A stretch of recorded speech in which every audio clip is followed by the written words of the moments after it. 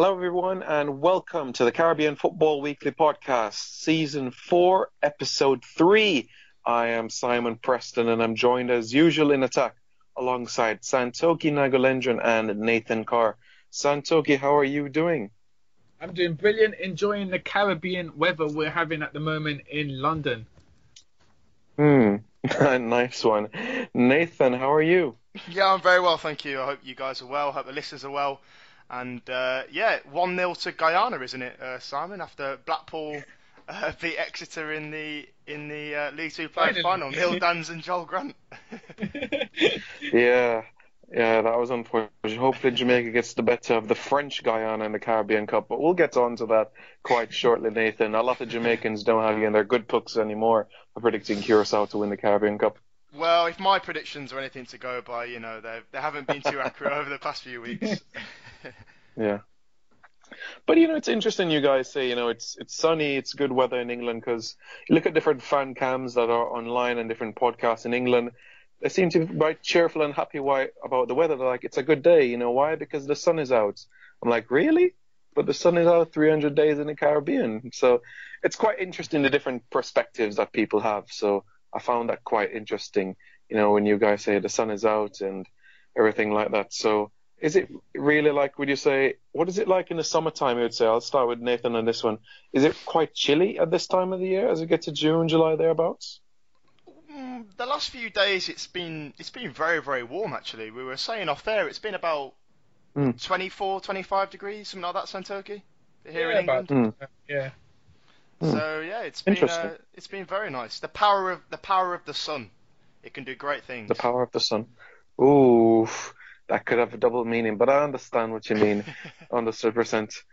But we certainly have a lot to discuss, especially across the Atlantic in the Caribbean. But before we get into the gist of the discussion, Santokie, you want to kick things off with some news, your side? Yeah, so some news from Guyana. Those of you who follow football in Guyana will know that it always seems to be engulfed in drama and turmoil. And the same thing has continued this weekend with the Guyana Football Federation hosting their Congress. So two important things came out of the Congress. The first thing was that a motion was passed to formally investigate Guyana's 2014 World Cup qualifying game against Mexico. Now, for those listeners who aren't aware of the situation, in 2012, Guyana were in a group alongside Mexico in the World Cup qualifying rounds. By the time the last game had rolled around, Guyana had been eliminated. Mexico were already through to the next round, so it was a dead rubber game.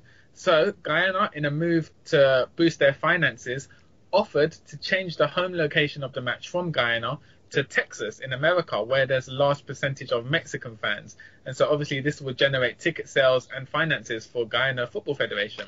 At the time, it was rumored a negotiated deal of $1.2 million had been agreed with the Guyana Football Federation, so they would receive that amount. However, in the preceding months and years, that money has seemed to have disappeared, and a much lower fee of $40,000 has appeared in the accounts. Now, players and administrators have been calling for an investigation into what's happened to the missing money. Why did it go missing? Who's possibly taken it? And so now the Guyana Football Federation has launched an official investigation, which will commence in 14 days' time with the assist of FIFA and CONCACAF. So that'll be very interesting to end a long-running saga in Guyanese football.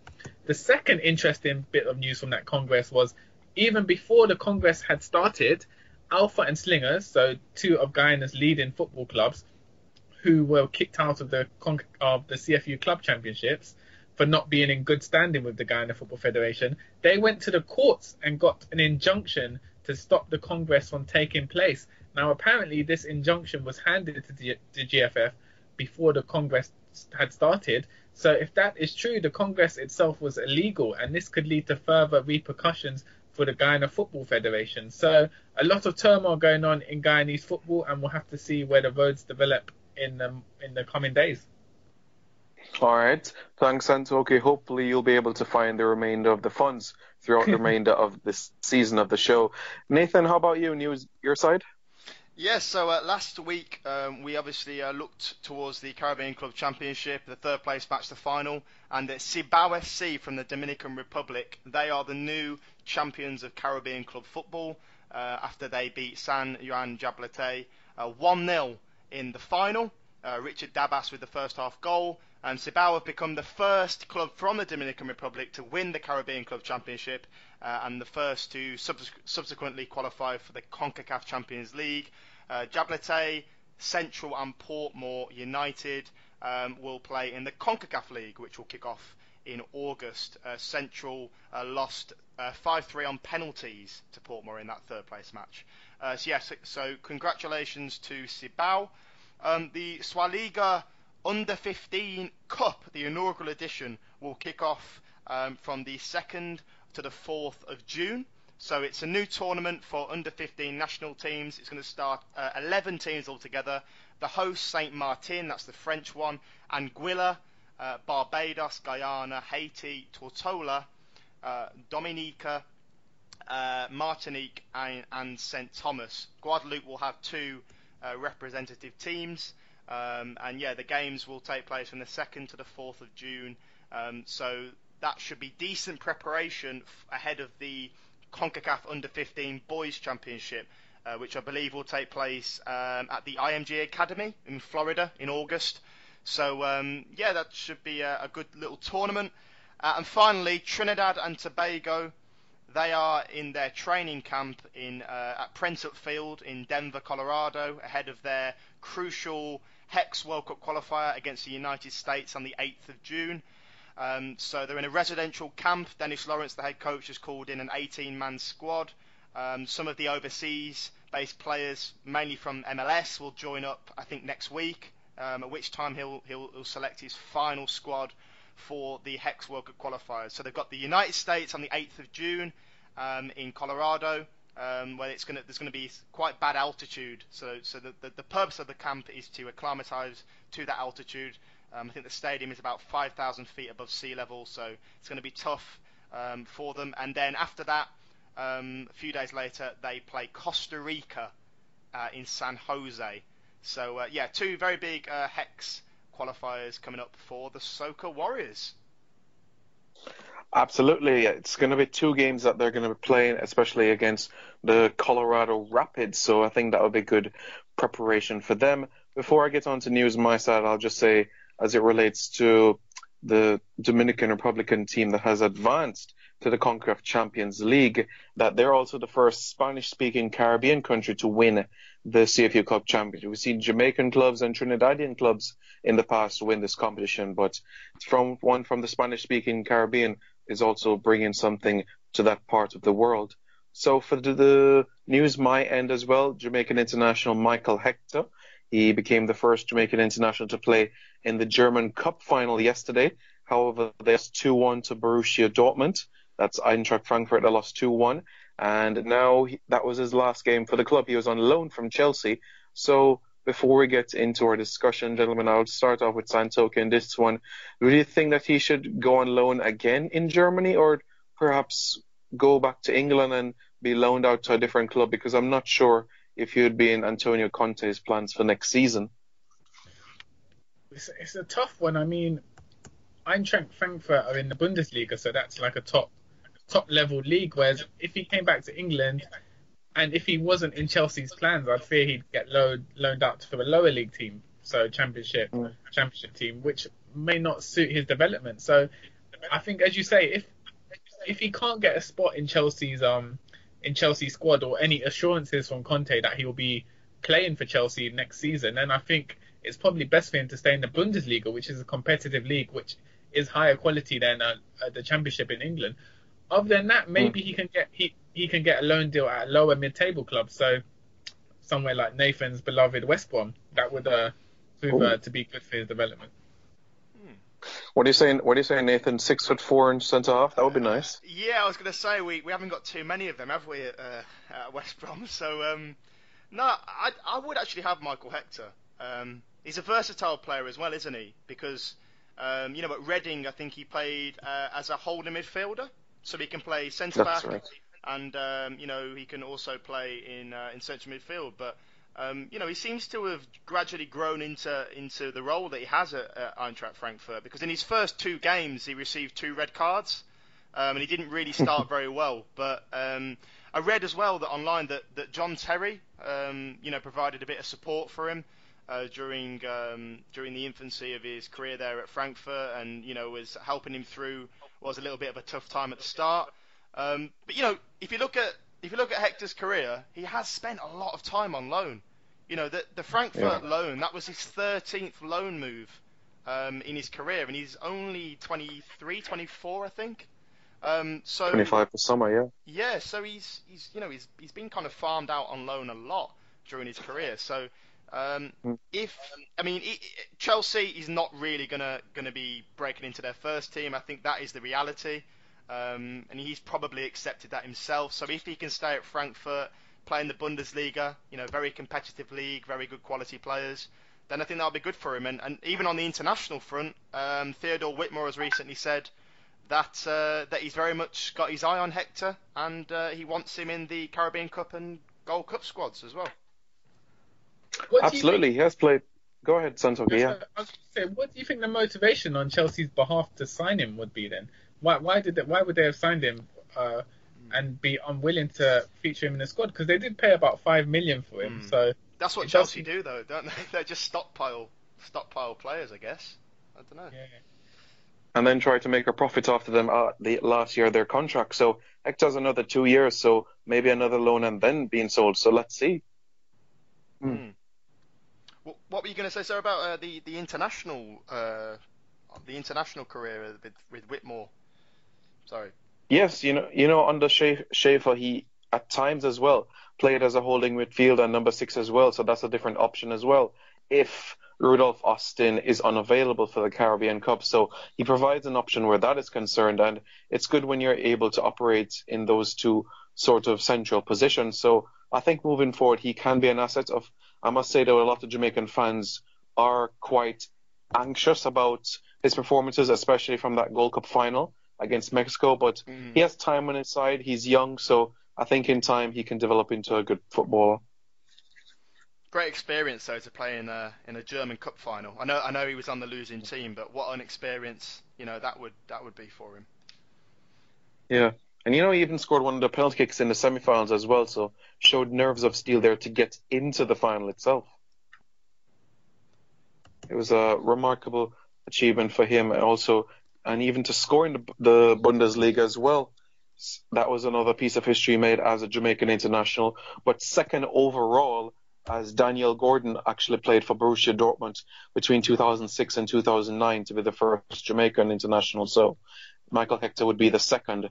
And of course, if Leon Bailey Duns in the national team colours, he would be the third. But let's see what happens over the next couple of months or years or so where Leon Bailey is concerned. But now we're going to go back to the CFU Cup Championship. Nathan, the winners of the CFU Cup Championship that we've seen this year, Cibao, would you say deserved winners, looking at their stingy defence and how mobile they've been throughout the competition? Yeah, I think so. I think they generally performed very well. Obviously topped Group A, although they're a little bit of a shaky start because they drew 2-2 with Grenades and kind of lost focus towards the end, conceded 2 late goals. And there was pressure on them to beat Central. They had to win that game. I think a draw would have sent Central through to the final. But they won 1-0, kept a clean sheet. And I think a big part of their success, if you like, is the manager, Albert Benegas, as I mentioned last week. He's got a very good pedigree. He was at Barcelona for over 2 decades, a youth academy. So I think he's helped a lot and instilled quite an attacking philosophy into the team because they are quite an attack-minded team. And they've, as I said on an article that I wrote on my site, I think this is not only a triumph for football for the club, but also generally in the Dominican Republic. They are the first club from the Dominican Republic to lift the Caribbean Cup Championship trophy, and it's a country that are mainly concerned with baseball. They love baseball. That's the number one sport. There are a lot of Dominicans that go on to play professional baseball in the States. So football has kind of played second fiddle. So I think it's good for the profile of football and the popularity of football on that island that Cibao have been so successful. And I'm looking forward to seeing how they do in the CONCACAF Champions League. The only snag, of course, is that we're in May at the moment, and the CONCACAF Champions League doesn't begin until February next year. So they have got a little while to wait before they can begin their inaugural CCL campaign.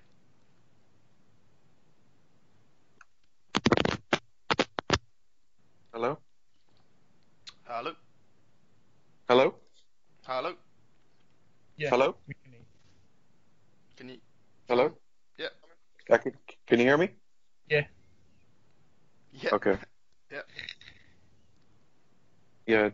Nathan, are you there? Yeah, I can hear you fine, mate. Yeah, I think you just faded out there for a minute, but I can hear you well. All right.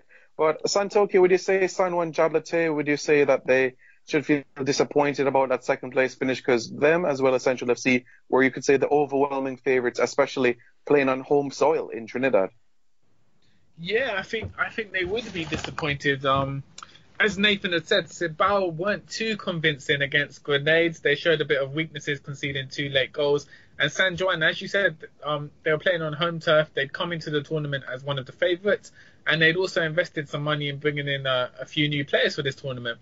So to lose out by a single goal to Cibao would have really hurt them, especially with the high stakes at place. I mean, qualifying for the CONCACAF Champions League is a lot more lucrative than the CONCACAF League as it stands. So they would be, I'm sure they'd be very disappointed about that loss. In terms of Cibao, it was a great performance for them overall in the tournament. They showed defensive consistency, and it's very impressive for a club that only formed in 2015 to kind of prove themselves as the best club side in the Caribbean. I do believe they're funded with a lot of investment. I've read an unconfirmed report that their coach is paid $20,000 a month, which, if true, would be an amazingly high amount for a coach in the Caribbean, probably the highest. So yeah, well deserved for Cibao, and let's see how they invest and build for the CONCACAF Champions League. As Nathan said, though, it's 9 months until the tournament starts, so a lot can happen there, and it depends on what preparation they can get in before the tournament starts. Absolutely. I mean, regardless of the squad that they've sent out on the pitch next year, they're definitely going to be playing at least 2 matches, so they have ample time and preparation. Perhaps they can work on the commercial and marketing side of things to get the fans out in their numbers. We remember when Puerto Rico Islanders had that fantastic run in the 2009, 2010 thereabouts and made it to the semi-finals. They got a lot of support in Bayamon as well, and they're drawing the fans together, and you could see how it really united Puerto Rico during that period of time. So let's see if it can be done the same for the Dominican Republic. Now, Nathan, if you look at the third and fourth place playoffs in that competition, Portmore United, they've edged Central FC on penalty shootouts 5-3 on that occasion. Now, Portmore United played 3 matches in that tournament in the space of about 6 or 7 days, and they have a semi-final to look forward to in the Red Stripe Premier League. Would you say that CFU should have made adjustments for Portmore United based on the scheduling of games, or perhaps, Portmore United is just going to have to go with the thick of things, because that's how professional football is. Sometimes you have to play every 3 days. Yeah, I think their squad was tested. I mean, they were scheduled to play the second leg of their playoff semi-final, Red Stripe Premier League semi-final second leg on that Sunday, weren't they, when they travelled out to Port of Spain. So that had to be rescheduled, and they, as you said, they're going to be playing that.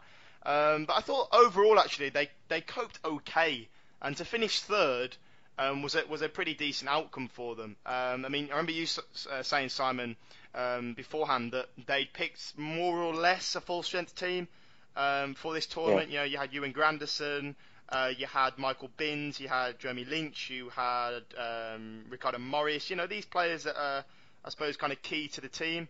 And in terms of that third place match, you know, it was a pretty good response from them to go 2-1 up. But obviously, just consider that late goal from Keston George, who's been having a good past few months, actually, captain Central against Grenades. And you know, they held their nerve in the penalty shootout. But I think overall they struck that balance quite nicely, actually, between being focused on the rest of the Premier League and to finish third. You know, what was a decent outcome.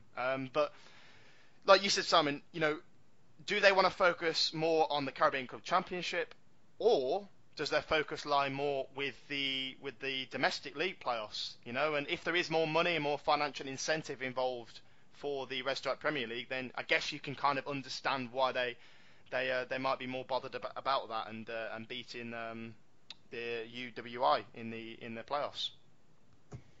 Yeah, I can understand, especially with the financial incentives of the Red Stripe Premier League, the sponsorships involved, and the lucrative money at the end of the day. So you can understand where that is concerned. On the other hand, you can say, well, with the CFU Club Championship, they've seen so much Portmore United players make their name and go on to play professionally overseas, whether it's Scandinavia or the MLS or England. Omar Daly, Jason Morrison, just a few names that spring to mind.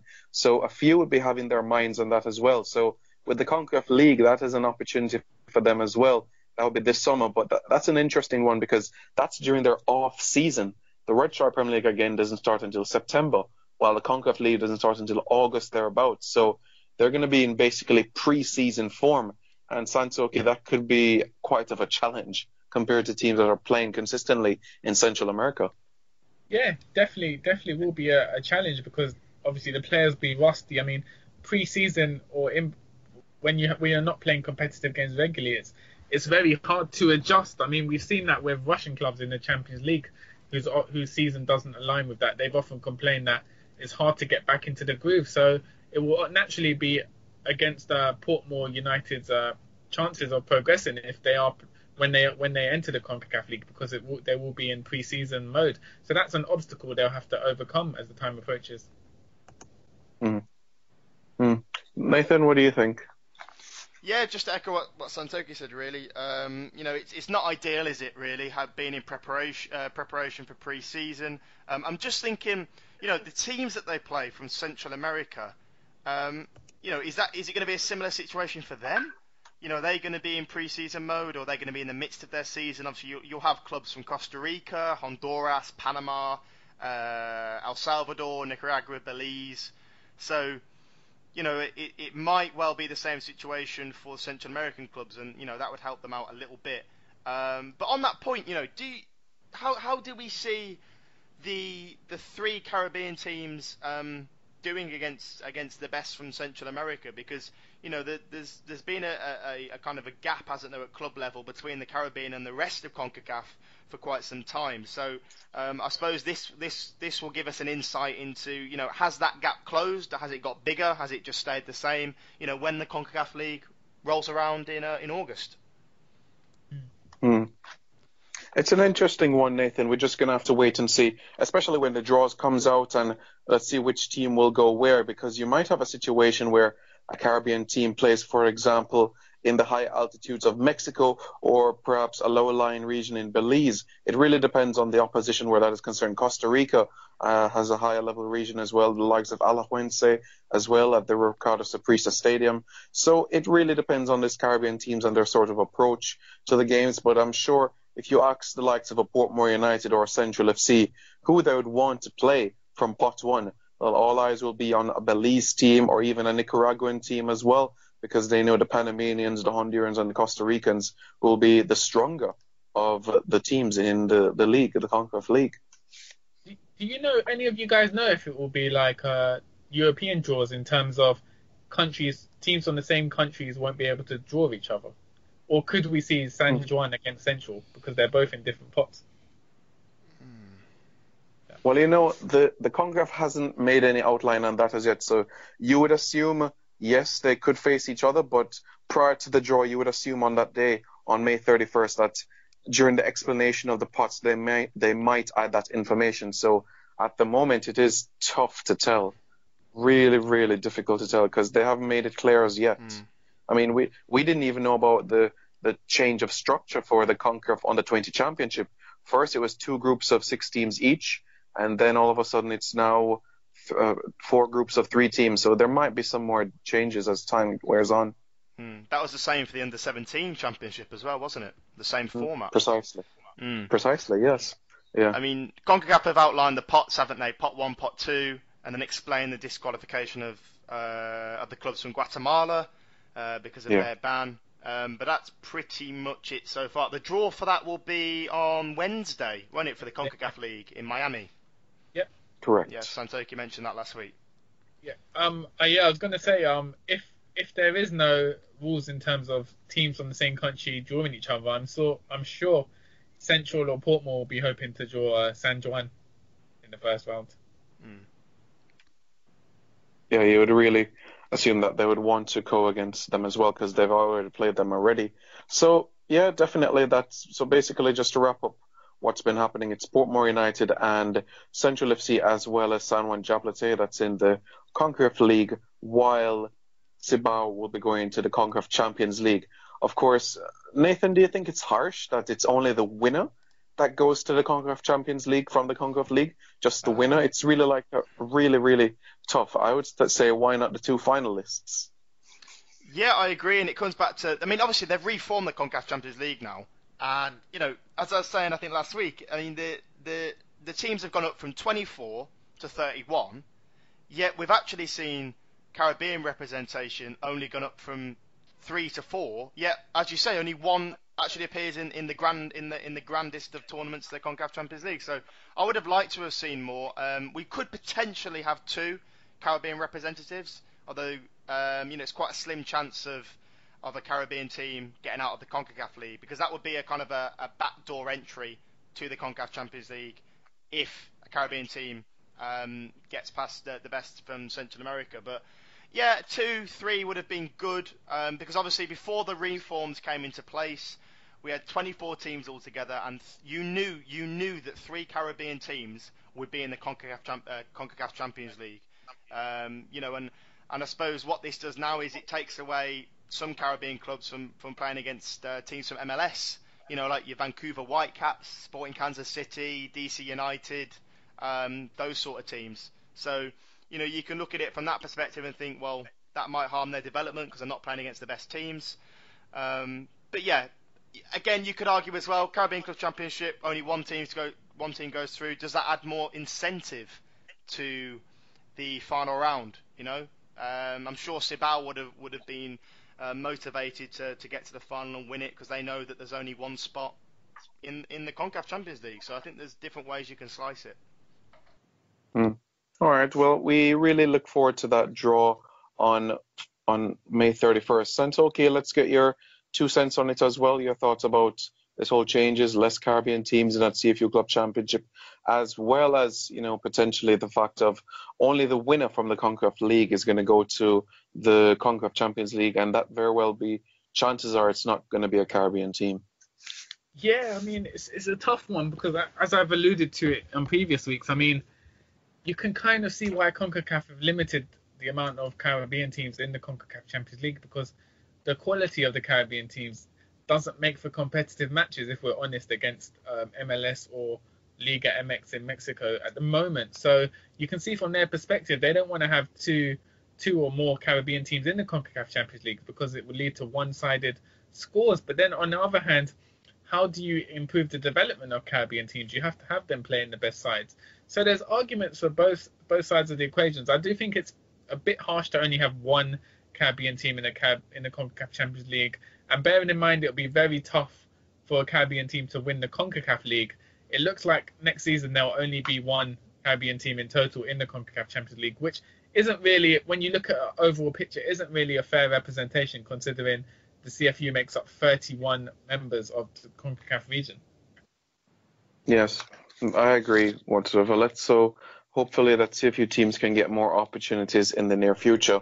Well, let's jump ahead to England now, where we had the League Two playoff final earlier on Sunday, where Blackpool has been promoted to League One after defeating Exeter 2-1 in the final. It's quite interesting, isn't it? Because 6 years ago, Santokie, Blackpool was playing Premier League football with the likes of Charlie Adam, etc. And now they're in League One. It's been quite an interesting period of time and spelling there for their club. But Neil Dans, I'm sure you'll be very happy for him. So congratulations for this victory for Guyana. Yeah, I think it's a momentous occasion for Guyanese fans around the world who've had to listen to Simon talking about Jamaican victories over Guyana since the show has begun over a year ago. So it's a historic day. Guyana finally got the one up on Jamaica. I did shed a tear when that final whistle went. But was a good performance from Neil Dans. I mean, 34, first appearance at Wembley. The captain of Blackpool went off early, so Neil Dans took over as captain of the side. He led the team really well, dominating in midfield. He played on the wing towards the end of the match, so he had a lot of energy for a 34-year-old. Impressive performance, and it was good for him to get that celebration at Wembley, which I'm sure he wouldn't have imagined happening at the age of 34. Nathan, what do you think? Do you think that Blackpool might sign him because he's on loan, I think, from Bury? Do you think it's an opportunity for them to sign him, or you think he'd go back to his parent club, perhaps? Yeah, I guess it's up to him. I mean, he's only just recently joined Bury, hasn't he? As well. Yeah. So, that's a decision for him to weigh up. Obviously, he's had a successful season now with Blackpool. They're going to be in League One. He used to play in the Championship. But at 34, I think that's probably his level. I think he'd admit that himself. League One, possibly a lower league club in the Championship. That's probably his level. And what Santokie was saying there about his energy, he's that sort of player, isn't he, Neil Dans? He's always kind of been an industrious, hard-working player. Gets up and down the pitch, and despite his age, he's always kind of struck me as a player that covers a lot of ground and and gets up and down the pitch a lot. But no, it's good to see Blackpool back in League One. As I said last time, they've had a lot of administrative problems, and I loved watching Blackpool when they made their debut in the Premier League. If you guys remember, I think it was 2010-11, wasn't it? When they had that approach where they just thought, you know what, defending, no, we don't want to bother with that. We're just going to attack. And Ian Holloway was the manager, and it was great to watch. And they had Marlon Harewood, I think, up front, who himself has family from Barbados. I think Barbados wanted to call him up not too long ago, but he's never played for them. And they were great to watch, Blackpool. So yeah, congratulations to Neil Dans, and commiserations, of course, to Joel Grant, the Jamaican international for Exeter, on the losing side. Yeah, pretty much. It'll be an interesting little mix-up if Neil Dans is able to return back to Bury, because he's going to be joined by another Caribbean international. That's Jermaine Beckford and James Vaughan, who has Jamaican roots as well. So it's going to be a nice little English core, well, a Caribbean core, you could say, at Bury next season. They finished 19th in League One last year, well, you could say the 2016-17 season. So I think things are looking bright for the team up in Greater Manchester. Yeah, haven't they got Jermaine Pennant as well, guys? Bury. I think they've got Jermaine Pennant. They had him at one point, I'm not sure. They had him. And he himself, I think, has Jamaican ancestry, yes. I think. Pennant does have Jamaican roots, yes, that is true, yeah. Champions League winner as well, I think, if I remember correctly. When he... Who was he at now? I can't quite remember, but... Liverpool, innit? No, it wasn't Liverpool, sorry. Well, he was part of Liverpool, but he played in the final, but they lost to AC Milan. That's 05, 06, 07, yeah. That was it. Yeah, he did win the Charity Shield, though. Yeah, he's had a very interesting career, but Bury have got, as you say, a nice little contingent there, a bit of Caribbean flair to their team. Yeah. Can I just give you a fun fact? So James Vaughan was you mentioned James Vaughan. He was the youngest ever player in the Premier League, so of Jamaican origin, when he played for Everton. I think he was like 16 years old in 300 days something. But that record was broken by Matthew Briggs, who played for Fulham at the time when he just turned 16, who was a Guyanese player. So a 1-0 to Guyana there. Again, I'd take that. Every opportunity. Every little helps. Well, let's see what will happen in the CPL, Santokie. Let's see. But yeah, interesting things about happening in the region as well. So yeah, at Bury, there's a nice little link up as well. West Ham, we've talked about Nathan as well. Nathan Trott, the goalkeeper, but I think he's with England at the current moment. And Williams and Trott with Bermuda. And also Janai Gordon at West Ham as well, of Jamaican heritage. So West Ham has an interesting bit of history as well with Caribbean players. They do, and I think they had Zavon Hines as well back in the day, and he is Jamaican-born, if I remember as well. He's Jamaican-born, winger, played for Bradford as well. Did Zavon Hines? So the Caribbean players that's the thing, dotted all over the world really, and I think people don't appreciate how much the Caribbean has contributed, whether it's directly or indirectly, to the world of football. You know, whether it's Caribbean-born players or players with Caribbean family.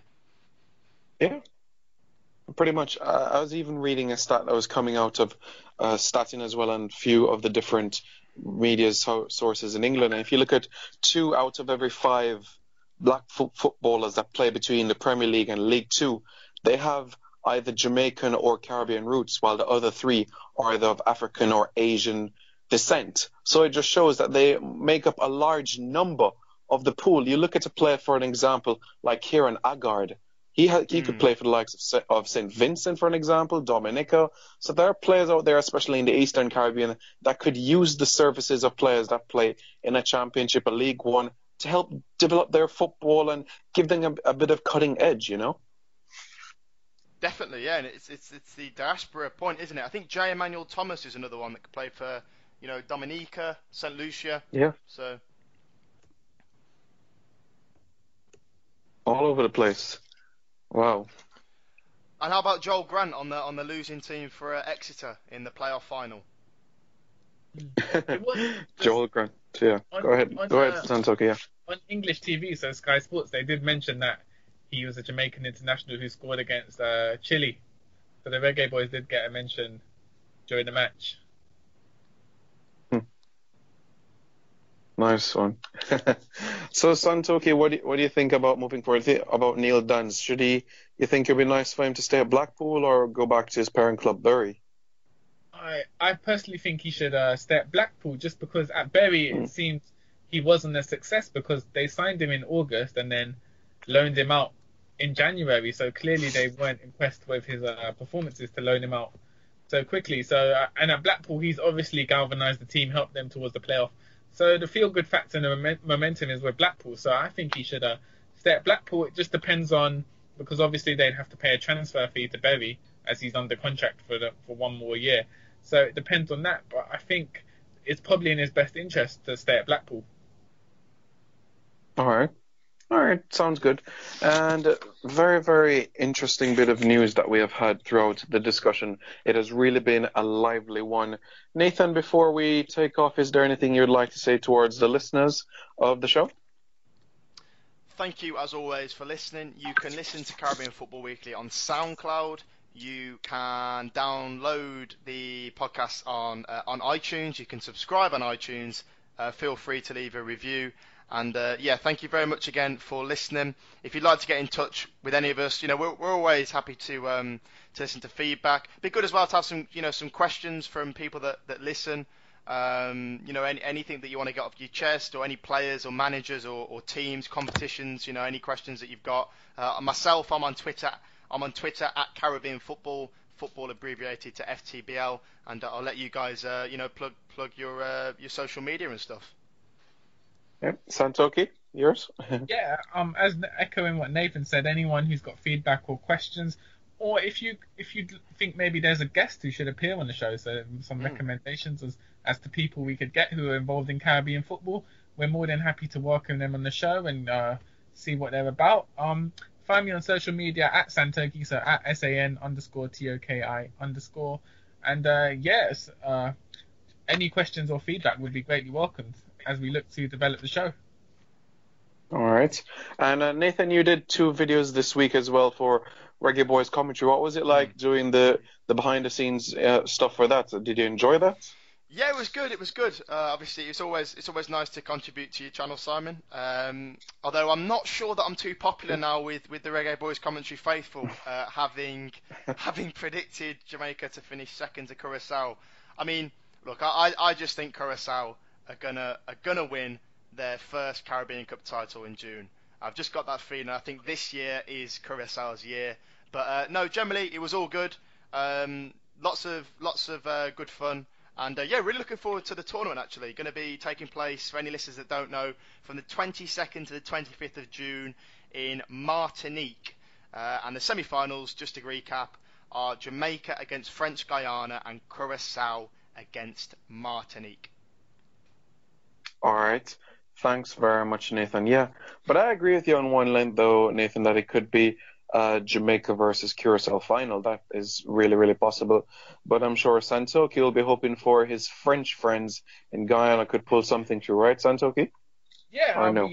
I agree with Nathan. I think Curacao will win it, although I'll be supporting French Guyana, hoping they can do it for the Guyanas in the tournament. You'll be in Canada, won't you, for the Gold Cup, Santokie? So Canada, French Guyana on the 7th. Yeah, that will be really good. Yeah, I'll be in Canada for the Gold Cup, so hopefully find a place with loads of Canadian fans, and if I can get hold of a French Guyanese shirt to wear, that would be amazing as well.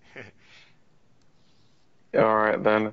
Thanks very much, guys, for listening. I really appreciate your support.